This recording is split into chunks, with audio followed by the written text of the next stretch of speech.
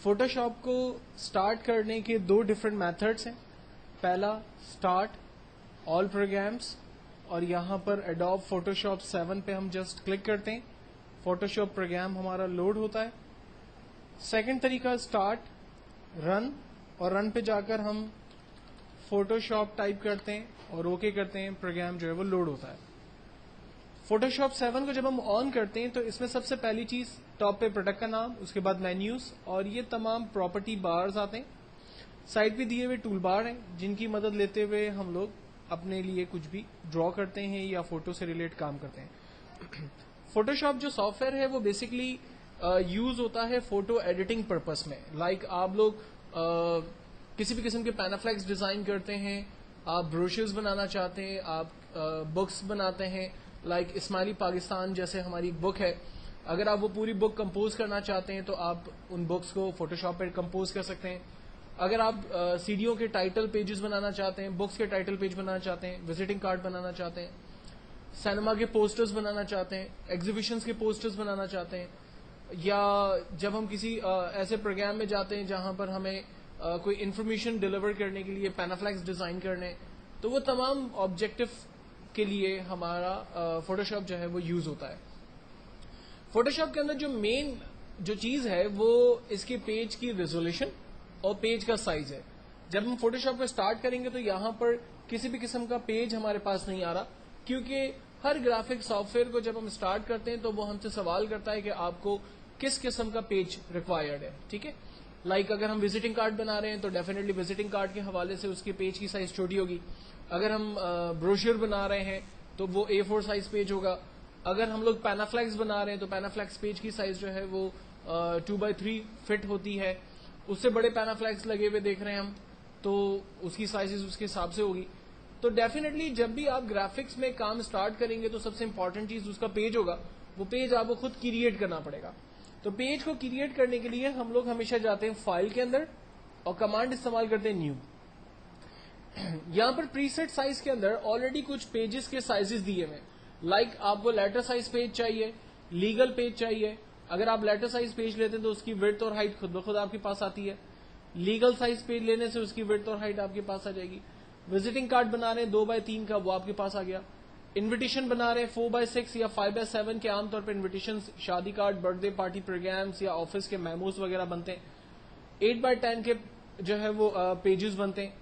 آپ پینافلیکس کو button design کرتے ہیں تو اس کی ریزولوشن سائز, آپ ویب لے آؤٹ ڈیزائن کرتے ہیں اس کی ریزولوشن سائز کے حساب سے پیج آپ کو یہاں پر نظر آ رہی ہے. یہ سارے ویب کے بینر اور ویب کے پیجز کے پرپز میں یوز ہوتے ہیں.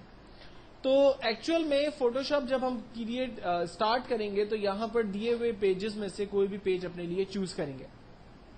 اگر آپ اپنی مرضی کا پیج سائز دینا چاہیں تو یہاں پر آپ اپنی مرضی سے پیج سائز ڈیفائن کر سکتے ہیں.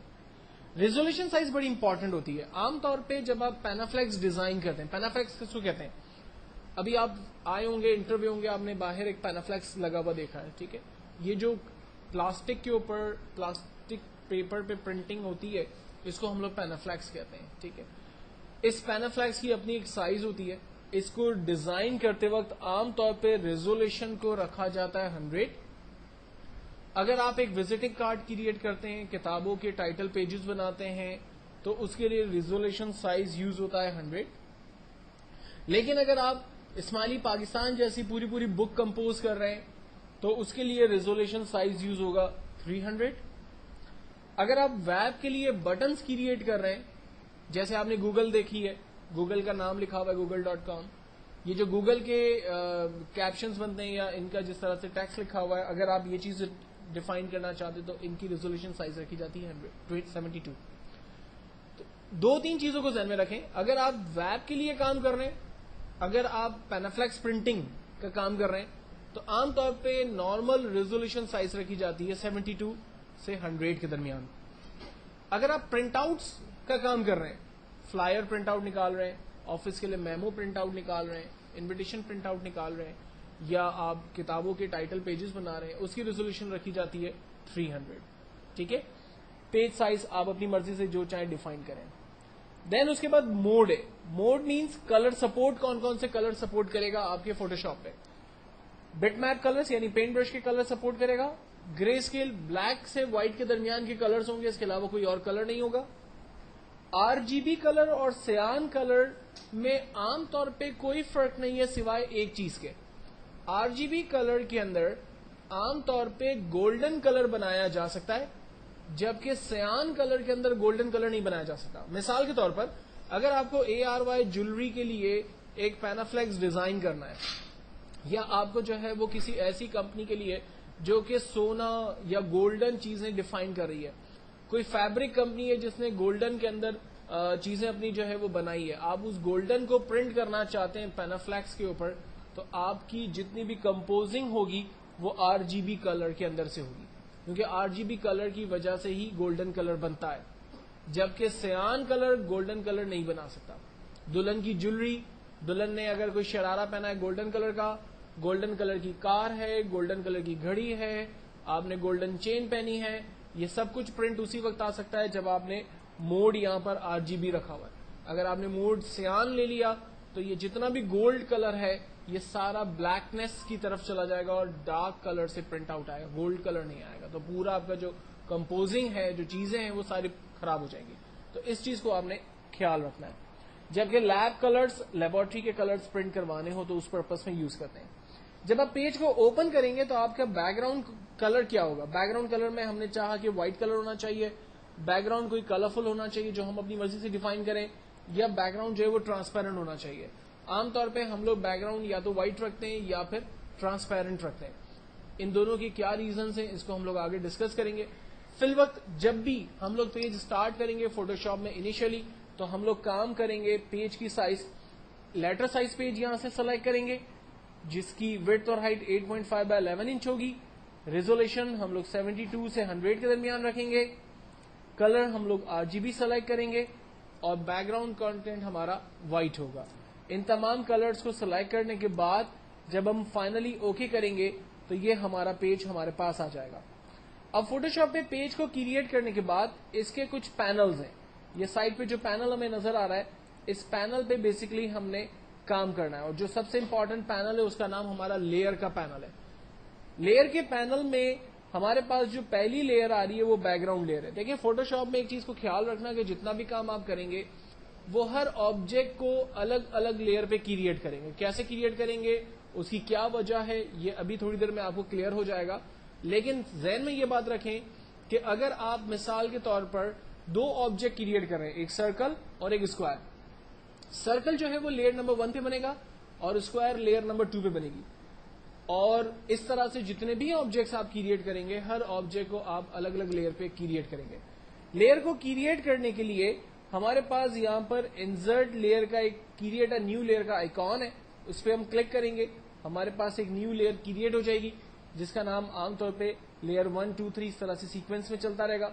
अगर कोई लेयर आपको नहीं चाहिए, बराबर में डस्टबिन का बटन बना हुआ है, डिलीट लेयर, उस पर क्लिक करेंगे, कहेगा the layer delete the layer 1, हम यस करेंगे, वो लेयर हमारी खत्म हो जाएगी।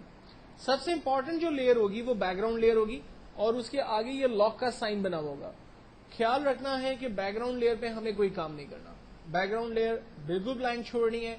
जो भी नया काम करना है वो एक न्यू लेयर क्रिएट करें और उस पर काम करते चले जाएं। काम कैसे करेंगे, अब इसके ऊपर बात करना शुरू करते हैं। सबसे पहले मैं एक न्यू लेयर सेलेक्ट करता हूं और इस न्यू लेयर को सिलेक्ट करने के बाद यहां पर दिए हुए पैनल्स में से अपने लिए एक टूल सेलेक्ट करके कोई ऑब्जेक्ट स्क्रीन पर ड्रॉ करता हूं। इन पैनल को थोड़ा सा समझने की कोशिश करते हैं।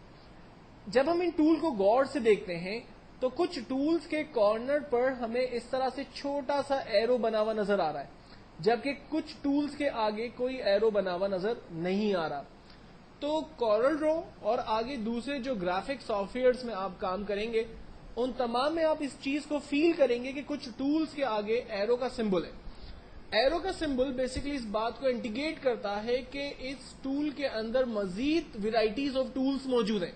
अगर आप उनको यूज करना चाहते हैं तो जस्ट आप उस टूल के बटन को क्लिक करके रखें, इसके अंदर के मजीद टूल्स आपके सामने आएंगे। लाइक फॉर एग्जांपल, अगर मैं इस इरेजर के टूल पर क्लिक प्रेस करके रखता हूं तो इरेजर के टूल के अंदर जितने भी मजीद टूल्स मौजूद हैं वो सारे टूल्स मेरे सामने आ गए।